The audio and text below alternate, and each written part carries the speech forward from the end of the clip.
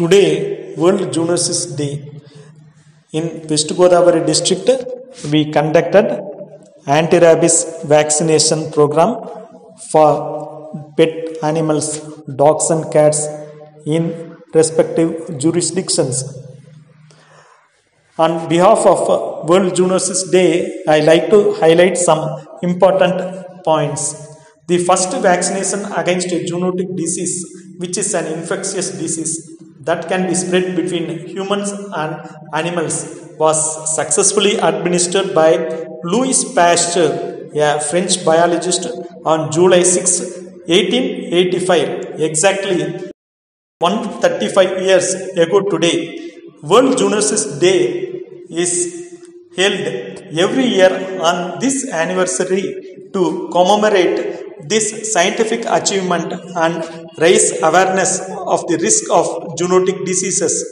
Outbreaks of zoonotic diseases, including the Ebola virus, avian influenza, and West Nile virus, result in high morbidity and mortality rates in humans and animals, causes disruptions of regional and global trade, and strain national and global public health resources, according to the Centers of Disease Control and Prevention.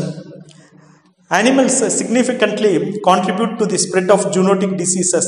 In fact, 75% of new or emerging diseases originate in animals, and more than 60% of known infectious diseases in people, such as the rabies virus, ringworm, and salmonella, are transmitted from animals, according to the CDC. This stresses the importance of the veterinary profession's involvement in addressing zoonotic diseases.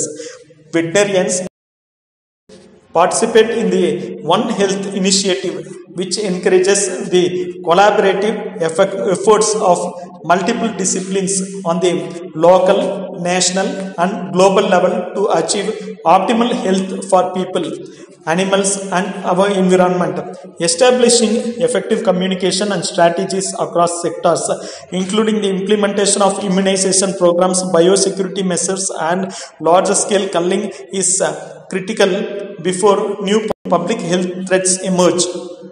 Though often neither the veterinarian nor the animal owner realizes it every day, veterinarians protect the health of animal owners by vaccinating against or diagnosing and treating zoonotic diseases. The public can take several precautionary measures to avoid contracting zoonotic diseases, such as the simple act of hand washing with soap and clean water. A few other methods include wearing protective clothing and repellents to prevent bites from fleas, mosquito, and ticks, storing and handling food safely, and avoiding bites and scratches from animals. These practices are especially important for people who are at a higher risk of contracting serious illness from zoonotic diseases.